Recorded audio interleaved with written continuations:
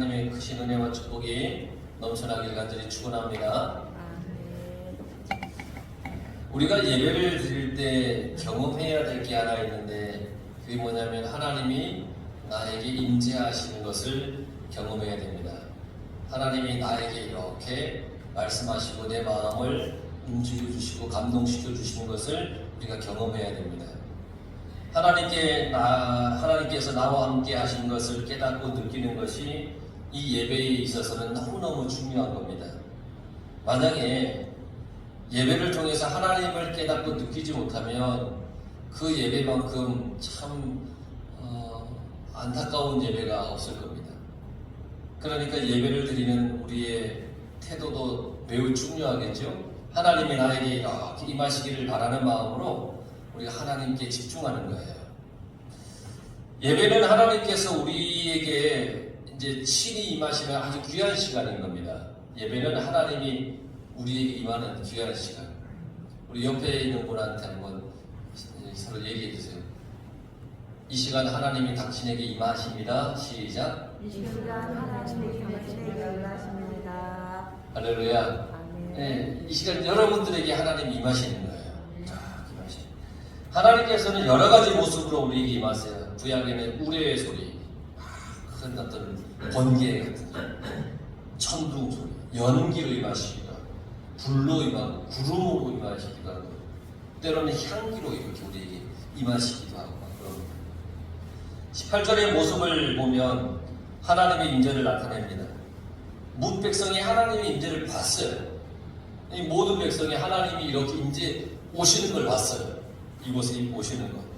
그들에게 나타나는 하나님의 모습은 이제 우레와 번개, 나팔 소리, 또 산의 어떤 연기, 이런 모습으로 하나님의 백성들에게 내가 지금 이곳에 있다, 이것을 나타내 주었습니다. 시내산 꼭대기에서 하나님께서 큰 소리를 내시면서 연기가 자욱하게 피어나게 하셔서 그 사이에 다 임재하시는 거예요. 산 꼭대기. 연기를 내시는 이유는 백성들이 하나님을 볼 수 없게 하기 위해서, 직접 볼 수 없게 하기 위해서 연기를 가리십니다. 왜냐하면 구약시대에 죄 있는 사람이 하나님의 얼굴을 보면 죽임을 당한다고 했어요. 그러니까 연기로 이렇게 가려주십니다. 지금 신약시대에는 예수님께서 이 모든 것을 다 해결해 주셨어요. 그렇기 때문에 우리가 이렇게 하나님 앞에 나와서 하나님께 예배를 드리는 거예요. 성전에 직접 나와서 하나님 앞에 예배를 드리는 것이죠. 하나님께서 백성들에게 임하셨어요. 그리고 그 백성들은 하나님의 임재를 직접 느껴요. 경험해요. 이렇게 하나님의 임재를 경험한 이 백성들은 그들의 상태가 어떤가? 오늘 성경에 보니까 그들이 떨며 그랬습니다. 그들이 볼 때에 떨며 하나님 임재 앞에서 떨었어요. 그냥 무서워서 벌벌벌 떠는 것이 아니에요. 이들이 떠는 이유는 세상에서 가장 귀한 분을 만났기 때문에 그때 느끼는 이 경외의 마음으로 떠는 거예요. 여러분, 유명 인사를 만나면 떨린다고 하죠? 반갑죠? 막 떨려요. 내가 정말 이 사람을 만나다니, 이야, 영광이야. 막 떨려요. 그렇지, 언제가? 대한항공 감독을 만나면 떨리지? 네. 대한항공 배구팀 감독을 만나면 떨려요. 언약이 얘는 사진을 같이 찍었대. 얼마나 떨렸겠어. 떨렸지? 막 두근두근, 선수들 보면 두근두근 되고 막. 무서워서 떨렸어? 아니에요. 무서워서 떨린 게 아니에요. 왜 떨려요?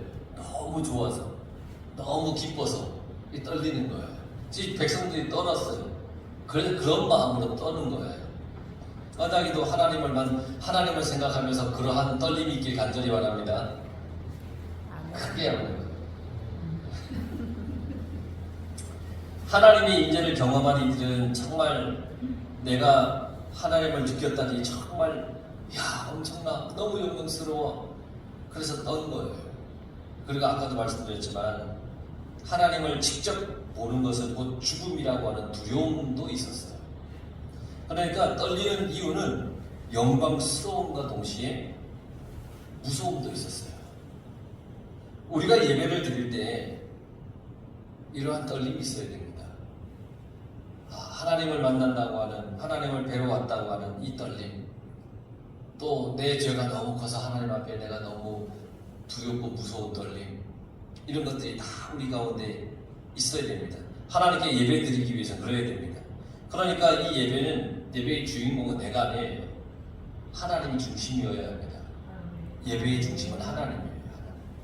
만약에 예배의 중심이 나라면 떨릴 이유가 없어요. 왜냐하면 내가 기준이고 내가 잣인데 내가 왜 떨려요? 당연히 그냥 난 당당한데 내가 중심이면 떨릴 이유가 없어요. 그런데 하나님이 중심이기 때문에 우리는 하나님 앞에 머리를 숙여야 됩니다. 하나님의 기준과 잣대 앞에 서는 것이기 때문에 우리는 떨리는 겁니다. 백성이 멀리 서서 그랬습니다. 떨며 멀리 서서 서라고 하는 겁니다. 하나님 앞에 고개를 숙이라는 겁니다. 도저히 가까이 갈 수가 없습니다. 죄가 많아서 그렇게 할 수가 없습니다. 그래서 멀리 설 수밖에 없습니다. 하나님의 잣대 앞에 당당하다라고 할 수 있는 사람이 없습니다. 그러니까 멀리 서 있습니다. 그럼 우리가 하나님의 임재 앞에서 가져야 할 태도는 분명해졌습니다. 우선은 떨림이 있어야 됩니다. 하나님을 배우는 것에 대한 영광스러운 그 영광 때문에 떨릴 수밖에 없는 것. 그리고 겸손해야 됩니다. 내가 주인공이 아니라 하나님께서 중심이시기 때문에 나를 나타내서는 안 됩니다. 그래서 우리가 겸손해야 됩니다. 이런 태도를 가지고 백성들은 모세에게 우리에게 말씀하소서 우리가 들으리라 그러면서 하나님의 말씀을 들으려고 했습니다. 그러니까 여러분 예배의 태도에 하나가 더 포함이 되겠죠? 그건 바로 들으려고 하는 자세입니다. 여러분들의 귀가 조금 열리시길 간절히 바랍니다. 조금 열려야 됩니다. 옆에 있는 분 귀가 조금 열려나 보세요. 조금 열려야 돼요. 이 하나님의 말씀을 들어야 됩니다. 이걸 놓쳐서는 안 됩니다. 들으려고 하는 자세, 말씀을 들으려고 하는 태도. 그 예배는 내가 하나님께 듣는 겁니다. 하나님께 듣는 거예요. 뭘 듣느냐? 하나님의 말씀. 야, 하나님께서 오늘 나에게 무슨 말씀을 해주실까? 이러면서 하나님의 말씀을 귀를 쫑긋 세워서 듣는 겁니다. 하나님 제게 말씀해 주세요. 제가 듣겠습니다. 막 그러면서. 그러니까 예배를 통해서 선포되는 하나님의 말씀을 잘 들으시기 바랍니다. 그런데 듣는다는 것은 들은 대로 행하겠다라고 하는 결단도 다 포함이 되어 있는 겁니다. 듣고 끝나는 것이 아니라 하나님 내가 그걸 들었으니 그 들은 대로 행하겠습니다 라고 하는 결단도 포함되어 있는 거예요. 귀로만 듣는 것이 아니에요. 행동까지 옮겨져야 돼요. 행동까지. 그래서 믿음은 듣고 행하는 겁니다. 행하는 믿음. 그리고 백성들은 모세에게 요청을 합니다. 모세의 입으로 하나님의 말씀을 듣게 해달라는 겁니다. 아까도 말씀드렸지만 구약시대에 하나님의 얼굴을 직접 보거나 그 음성을 선택된 자 외에 하나님을 직접 보거나 하나님께서 선택한 그 자 외에 하나님을 보거나 듣게 되면 죽게 되었다는 겁니다. 왜냐하면 다 죄가 너무 많아서 하나님 앞에 감히 나올 수 없었다는 겁니다.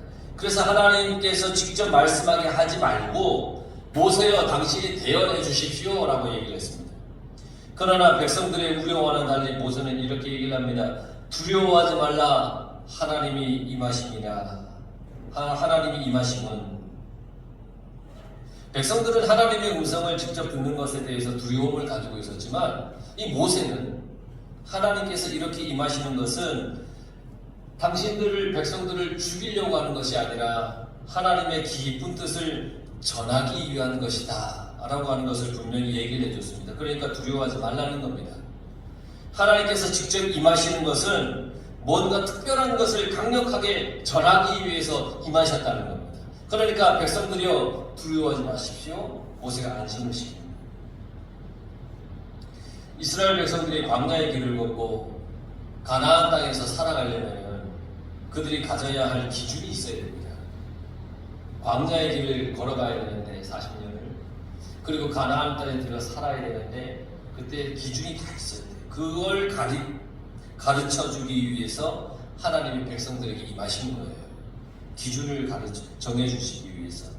그렇다면 하나님께서 이스라엘 백성들에게 임하신 그 이유가 뭐냐? 오늘 정리해 보니까 너희를 시험하고, 하나님이 시험하는 백성들, 너희를 시험하고. 근데 여기서 말하는 시험은 영어 단어 temptation이라는 단어가 있는데 이 유혹이라고 하는 이 시험하는 거 있어요. 근데 이 단어가 아니에요. 이게 시험이라는 뜻이 있긴 하지만 이건 유혹한다는 뜻이에요. 그러니까 사람을 유혹해서 시험에 빠져들게 한다는 의미의 시험이에요. 그러니까 매우 부정적인 의미죠. 근데 하나님께서 말씀하신 시험은 뭐냐면 테스트하는 거예요. 테스트하는 거. 이것도 시험이에요. 테스트. 이 시험은 유혹에 빠지거나 함정에 빠져서 사람으로 하여금 시험에 들게 하는 것이 아니라 어느 정도 수준인지를 알아보는 거예요. 이게 테스트예요. 테스트. 학교에서 보는 시험도 다 테스트예요. 어느 정도 수준인지를 알아보는 거죠. 아담과 하와에게 임한 이 사탄의 시험은 템프테이션, 유혹이었어요. 사탄이 준 시험이에요. 그래서 유혹해서 죄에 빠지게 하는 그 시험이었어요. 반면에 욥에게 임한 시험, 욥을 이간질했던 사탄에게 욥을 시험해보라고 하는 하나님의 그 시험은 욥을 유혹해보라고 하는 템프테이션이 아니라 욥을 한번 테스트해봐라 하는 테스트였어요. 욥의 수준을 알아보게 하는 거예요. 그래서 20절에 나와 있는 이 시험도 테스트입니다. 하나님께서 임재하실 때 백성들이 어떤 태도를 취하는지 보시려는 거예요. 제대로 하나님에 대해서 알고 있는지, 하나님이 어떤 존재인지도 알고 있는지, 이걸 하나님께서 이렇게 한번 보시는 거예요. 그래서 하나님께서 임재하시는 거예요. 우리도 예배를 드릴 때 하나님을 향한 태도를 바르게 가져야 됩니다. 하나님을 존귀하게 여기는지, 예배의 온 마음과 정성을 다 우리가 토해내는지, 태도에 다 나타난다는 거죠. 그래서 하나님께서 임재하셔서 그 태도를 보시는 거예요. 이스라엘은 하나님이 임재 앞에서 떨었고 멀리 서 있다 그랬죠. 이것이 너희로 경외하여 라는 말의 의미입니다. 너희로 경외하게 하여, 하나님이 임재 앞에 경외하는 마음이 있는지 없는지 시험하는 거예요. 하나님 앞에 하나님을 경외하나 그렇지 않는가. 경외한다라고 하는 말이 두려워서 떤다는 거예요. 이건 공포스러워서 떠는 것이 아니에요. 허약한 마음에서 오는 어떤 무서움도 아니에요. 경외한다라고 하는 것은 바라보는 대상이 너무 높고 위대해서 내가 감히 그 앞에 서기도 감당할 수 없는 그런 떨림, 그런 두려움, 그런 걸 얘기합니다. 그래서 우리는 하나님을 생각하면 생각할수록 하나님을 향한 경외의 마음이 깊어져야 됩니다. 하나님이 정말 내가 경외해야 할 분이시구나. 그런데 세월이 이렇게 흐르면서 우리의 신앙에 하나님을 경외하는 마음이 식어지면 큰 문제입니다. 시간이 지날수록 하나님을 경외하는 마음이 사라져서는 안 됩니다. 오히려 시간이 흐를수록 하나님을 향한 경외의 마음이 더 깊어져야 됩니다. 신앙의 연륜이라고 하는 것은 하나님 앞에 내가 노련해지는 것이 아닙니다. 신앙의 연륜은 내가 노련해지는 것이 아니에요. 하나님 앞에 내가 더 겸손하고 더 낮아지는 거예요. 그게 신앙의 연륜이에요. 우리는 연륜 그러면 노련해지고 그런 거 생각하는데 신앙의 연륜은 그렇지 않아요. 시간이 지날수록 내가 더 겸손하고 낮아지는 게 이게 신앙의 연륜이에요. 그것이 신앙의 연륜이 쌓인 사람의 참 모습이에요. 예수님을 알아갈수록 나 중심의 하나님을 구하는 것이 아니라 하나님 중심의 내가 돼야 되는 거예요. 그래서 바울은 세월이 흐를수록 자기가 죄인임을 더 뼈저리게 느꼈어요. 그리고는 어떻게 고백하냐면 나는 죄인 중에 괴수다 라고 그렇게까지 고백을 했어요. 우리가 하나님을 경외하는 것은 당연한 거예요. 그 신앙이 바람직한 신앙이에요. 그러면 하나님을 경외하게 되면 우리의 삶이 어떻게 되느냐? 그게 바로 오늘 20절 말씀에 나와 있어요. 범죄하지 않게 되는 거예요. 하나님을 경외하면 범죄하지 않게 돼요. 20절을 풀어보면 하나님께서 임재하신 것은 백성들이 하나님을 향한 태도가 바른지를 보시려고 하는 것인데 그 태도는 하나님을 경외하는 것이에요. 하나님을 경외하게 되면 감히 죄를 범하지 못하게 됩니다. 하나님이 이렇게 보시는데 어떻게 죄를 함부로 막 칠 수 있겠습니까? 하나님이 뻔히 보시는데 어떻게 죄를 짓겠습니까? 하나님이 뻔히 보는데도 죄를 지으면 참 그거 어떻게 해야 됩니까? 하나님이 뻔히 보시는데 죄를 지을 수가 없습니다. 죄를 범하는 이유는 사람의 마음에서 하나님을 잊을 때 죄를 범합니다. 하나님을 여러분 절대 잊지 마시기 바랍니다. 내 마음속에서 하나님을 잊을 때 그 순간 나는 죄를 짓게 되어 있어요. 아담과 하와가 하나님을 잠시 잊었어요. 선악과를 보는 순간 하나님의 명령과 말씀을 잠시 잊었어요. 그러다가 죄를 지은 거예요. 그러다가 불순종한 거예요. 선악과를 따먹지 말라고 했는데 그걸 따먹어 버렸어요. 뱀의 말에 그 순간 하나님 말씀에 대한 경외도 다 잊어버렸어요. 그래서 죄를 짓고 말았어요. 우리의 마음에, 우리의 삶에 하나님을 향한 경외의 마음이 잠시라도 사라지는 순간 내가 죄 짓는 순간이 되는 거예요. 그런데 이 경외의 마음을 잠시도 놓치지 않는다. 정말 어려운 일이에요.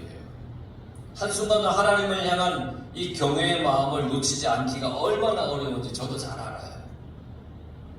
그럼에도 불구하고 우리는 그렇게 하려고 애써야 됩니다. 만약 하나님을 향한 경외의 마음을 놓쳐서 죄를 지었다. 그게 깨달아질 때, 그걸 알게 될 때, 그 즉시로 우리는 회개를 해야 됩니다. 회개도 하나님을 향한 경외의 마음이 있을 때 할 수 있는 것이지, 경외의 마음이 없으면 회개도 못합니다. 회개의 마음이 생기면 그것이 하나님을 경외할 기회가 주어졌다. 그렇게 깨닫고 여러분들의 모든 신앙과 삶이 하나님 중심의 삶이 회복되어지길 간절히 바랍니다. 여러분, 죄의 유혹이 온다면 하나님을 향한 그 경외의 마음으로 나의 마음을 더욱 견고하고 만들어야 돼요. 하나님을 향한 경외의 마음이 풀어지는 순간 죄는 임한 것이기 때문입니다. 그러므로 군인이 전쟁을 위해서 무장하듯이 우리도 늘 하나님을 경외하는 마음으로 신앙의 무장을 하며 살아가야 됩니다. 지금 하나님을 경외하는 마음으로 예배를 드리고 있는 것인지 아닌지 우리가 바르게 알아야 된다는 겁니다. 21절을 보면요, 이런 생각이 들어요. 백성들은 멀리 서 있죠. 이 모습을 모세가 하나님의 말씀을 듣고 자기가 말씀을 듣고 가지고 와서 전하는 것을 들으려고 기다리는 모습. 모세가 백성들은 저 멀리 서 있는데 모세가 하나님의 말씀을 듣고 그 말씀이 뭔지를 가지고 와서 전하려고 하는데 그걸 저 멀리서 기다리는 모습이에요. 백성들이. 그리고 모세는 하나님이 계신 그 흑암으로 가까이 가는데 이것은 하나님의 말씀을 듣고 백성들에게 그 말씀을 전하기 위한 모세의 모습이에요. 마치 우리가 예배를 통해서 여러분들은 이 백성들처럼 하나님의 말씀을 기다리고 있고 또 저는 하나님의 말씀을 묵상하고 기도해서 잘 준비해서 전하는 것 같은 그런 모습이에요. 마치 이게 바로 질서예요. 하나님께서는 질서의 하나님이시죠. 뒤죽박죽 만들지 않아요. 절대. 분명한 질서가 있어요. 아무나 말씀을 전한다면 문제가 생길 수가 있어요. 그래서 전하는 자를 세우세요. 구약에서는 선지자를 세우시고 오늘날에는 목사님들을 세우셨어요. 천지를 지을 때도 다 질서가 있었어요. 가장 필요한 기초부터 기본부터 하나님이 만드셨어요. 아주 질서 있게 다 만드셨어요. 신앙은 질서예요. 내가 먼저라고 하면서 막 뛰어가도 안 돼요. 내가 열심을 냈으니까 내가 먼저야. 그렇게 해서도 안 돼요. 질서에는 함께라는 뜻이 있어요. 함께. 그래서 신앙은 함께 가는 거예요. 우리 교회의 모든 성도들이 서로 함께 가야 되는 거예요. 아예 내가 기도를 더 많이 하니까 나는 저기 먼저 갈 거야? 이게 아니에요. 함께 가는 거예요. 설교자라고 앞서가는 것도 아니고 믿음의 경륜이 작다고 해서 뒤처지는 것도 아니에요. 모두가 함께 같이 가야 되는 거예요. 모두가. 이러해야 하는 이유는 하나님 앞에서는 모두가 동일하기 때문이에요. 누가 더 크고 더 낮고 얘기 없어요. 모두가 동일한 거예요. 하나님의 임재를 제대로 느끼고 만나는 사람은 이 질서, 함께라고 하는 것을 반드시 알게 되어 있어요. 함께. 하나님 앞에서 우리 모두는 동일해요. 우리가 해야 할 것은 먼저 나중, 높고 낮음 이걸 따지는 것이 아니라 하나님을 경외하는 것이고 죄 짓지 않으려고 하는 삶이에요. 그걸 함께 해야 되는 거예요. 하나님이 나를 다 보고 계시네요. 우리는 항상 하나님 앞에 놓여있는 사람들이에요. 여러분 이걸 늘 기억하시기 바랍니다. 이걸 기억할 때 우리는 함께 갈 수 있고 하나님을 경외하는 마음으로 함께 격려하고 위로하고 손잡고 갈 수 있다는 거예요. 그런 믿음과 그런 신앙으로 여러분들 다 살아가시기를 간절히 축원합니다.